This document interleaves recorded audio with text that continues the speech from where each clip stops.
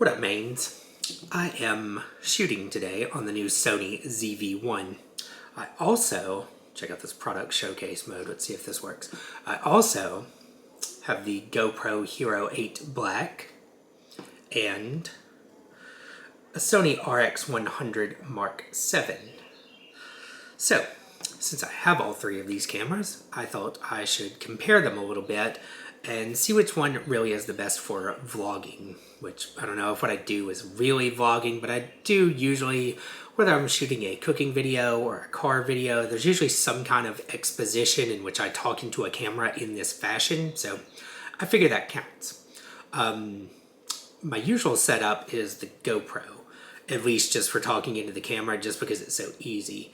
The RX100 I like, but I really disagree with the f2.8 lens, so that's why I don't use it that much. I'm usually inside a shop or something, and that lens just really isn't bright enough. It has to jack the ISO up, and then it gets all noisy and stuff, so like that's basically my issue with that. The ZV-1 has a 1.8 lens, which should be much better for lower light situations, as well as the flip-out screen and a supposedly better microphone. We're about to find out, because that's going to be the first thing I try. This, like I said, is the ZV-1, so I don't know how it sounds, but in the little bit of footage that I've looked at from it so far, sounds pretty good for a built-in microphone.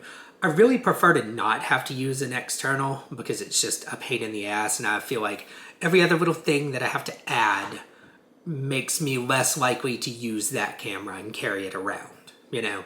Like, if you've got a...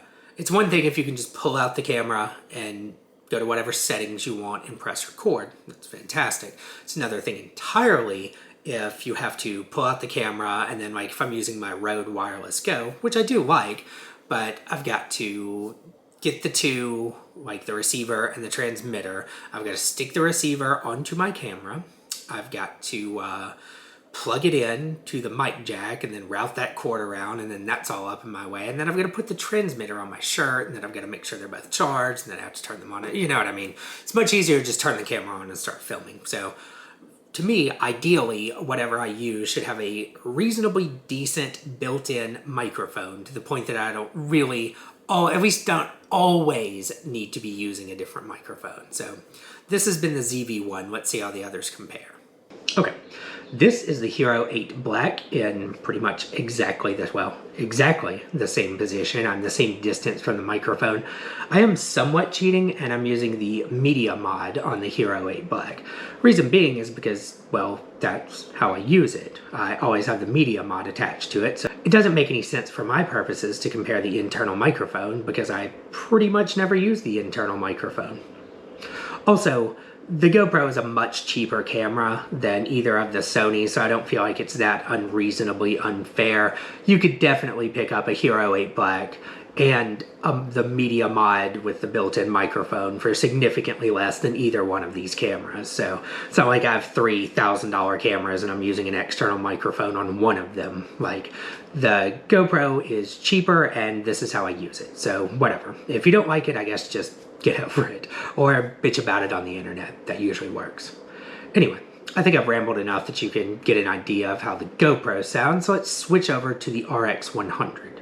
Okay, this is the RX100 VII. All of these are, well, everything is in 4K, 24 frames per second, and both of the Sonys are in auto mode. I just figured that was the easiest to compare, is the just regular intelligent auto video mode where it pretty much picks the settings for you.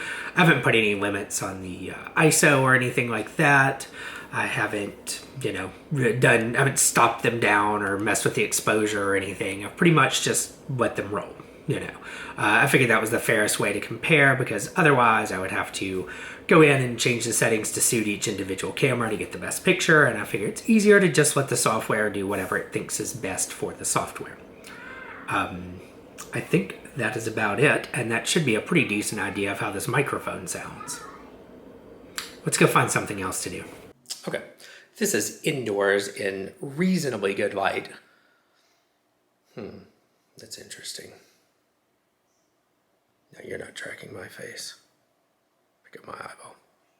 Okay, this is indoors in pretty good light on the ZV-1. I'm sitting in my living room. I have 3 big windows with the blinds open and it's midday. I have all the overhead lights on and stuff. I'm not wearing my glasses so that the Sony seem to have a better time tracking my eyes if I leave my glasses off. So that's what I'm going with. This is also handheld. I didn't really have a selfie stick or tripod that all 3 of them would easily fit in and give me the same distance and everything. So I'm just hand holding them. That should be about it for this. So that was ZV-1. This is the Hero 8 Black, same situation, standing in my living room, 4K 24. The only thing I have the Pro Tune on for the GoPro is to put the bit rate to high, because since I'm recording in 100 meg on both of the Sonys, I felt it was only fair to turn up the bit rate to the highest on the GoPro. But this is GoPro color and all that good stuff. Again, using the Media Mod front microphone. And with this wide ass lens, you can probably tell how absolutely trashed my daughter has made my living room, but that's okay. So yeah, GoPro, good indoor light. Is the RX100 VII. Same deal as the other 2, standing in my living room, good light, overhead lights on, face tracking on, all that good stuff, holding it in my hand. So this is not terrible, but pretty good light. Okay, let's go do some low light stuff. Okay, this is low light indoor. I am in my bedroom. I have one little tiny lamp in front of me on its lowest setting, and I have blackout curtains.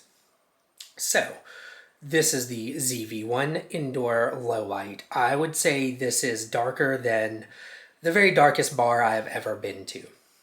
It's pretty damn dark in here. It looks pretty bright on my screen, and I am facing the lamp, but it is a tiny lamp.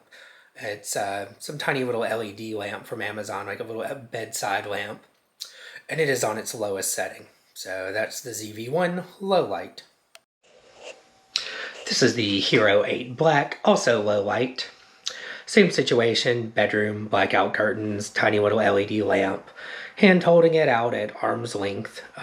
You can probably see a lot more in this one, but that is definitely one of the only shortcomings of the ZV-1.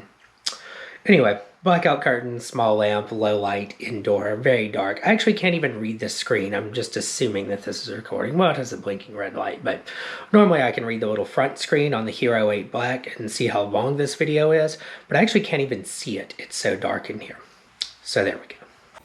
Okay, now we are back. RX100 VII, indoors, very low light. Tiny little lamp on, blackout curtains, arm's length, all that good stuff. So this is the RX100. I'm actually super excited to see what this one and the ZV-1 look like side by side when I go get the footage off of them. I think I'll go do that now. Okay, this is obviously outside in very bright sunlight. This is the ZV-1. Let's see how it does as I turn away from the sun. Pretty good. I have to keep remembering to look directly into the lens and not over there to the screen, because I'm just not used to having a screen over on the side. Like, I dig it, but it is a little bit distracting to me. Like, it's nice. I need to learn to just like cut my eyes over and make sure I'm in frame and then go back to speaking to the lens. Okay, let's try another camera. Okay, this is the Hero 8 Black out in the sun. I feel like this in general is where the Hero 8 does the best. I just stuck to the windshield the other day in the Miata, and me and Ava went and drove around, and I was pretty damn impressed with how good it looks when it's got enough light, you know? I don't know how well it's going to deal with like shooting into the sun, changing exposure and stuff, but I will find out shortly. Okay. This is my last outdoor, very bright light video. This is the RX100 VII, and it seems to be doing pretty okay with it. Doesn't seem to be tracking my face as well as the ZV-1, and doesn't seem to be exposing for my face as well. But I'm also looking at a tiny little screen, so it's really hard to tell. I'll find out when I get the footage off of the cameras and onto my monitor. Yes, I do. There you are. Neat. Okay, I could keep going, but I think you pretty well get the idea. The Sony ZV-1 blows the GoPro Hero 8 out of the water in terms of image quality, which is not in any way surprising. It also looks better than the RX100 VII in pretty much every way I care about. I did notice in the first video when I was doing the mic test, the ZV-1 shoots stuff much brighter at the same on the same automatic settings, which I definitely prefer. It's much easier to make things a little bit darker when you go to edit it, and you still have that detail there, than if you shoot it darker in the first place and then you don't have that detail there. There's no way to ever get it back. You can always bring the brightness down and make it, less bright and better looking to get the look that you want. But if you bring the brightness up, if you go in the other direction and shoot dark and try to bring it up, it's just going to get noisy and ugly and fuzzy and unrefined and all that stuff. I do wish the ZV-1 had a wider lens, for sure. The GoPro has spoiled me in that regard. It's so wide, it's just like ridiculously easy to keep everything in frame and keep yourself framed and capture everything you want to and be able to crop later if you want to. So that would definitely be on my wish list for a version 2. The microphone test that I did, you can tell some difference, but honestly the real difference comes out when you use the ZV-1 in a relatively loud environment. Its 3 microphone array does a much better noise cancellation than the RX100. The GoPro is also pretty good at that too. I wonder if this does a half-assed decent job of filtering out my air conditioner noise. I will find out when I get home, I guess. Dark in low light, it is such a ridiculously not a comparison even. It's so not close, especially when you look at the tiny sensored GoPro. The RX100 still looks okay, but you can totally tell that the ZV-1 has a much larger aperture. Also, if I were to actually shoot in that light level, I would turn down the maximum ISO to make it even cleaner looking. But even still, it looked pretty damn good, and that was a really dark room. Overall, I'm really happy with the ZV-1, and I'm definitely going to be selling the RX. I'm going to keep the GoPro as my mount to the side of the car camera, and I'm going to shoot more on the ZV-1. Going back to the wishing it had a wider lens, I do have the little grip thingy, the Bluetooth grip. I did order that when I ordered it, but it's shipping a little bit slower, and I didn't feel like waiting until it came in. But hopefully getting a little bit more distance between me and the camera will alleviate some of my issues with the relatively narrow field of view. But other than that, I think this is pretty damn well a very good vlogging camera. I'm super, super happy with the image quality out of it. And the fact that it's actually even cheaper than the RX100 is a huge bonus too. But I think that's about all I have to say. So see you guys next time. Bye.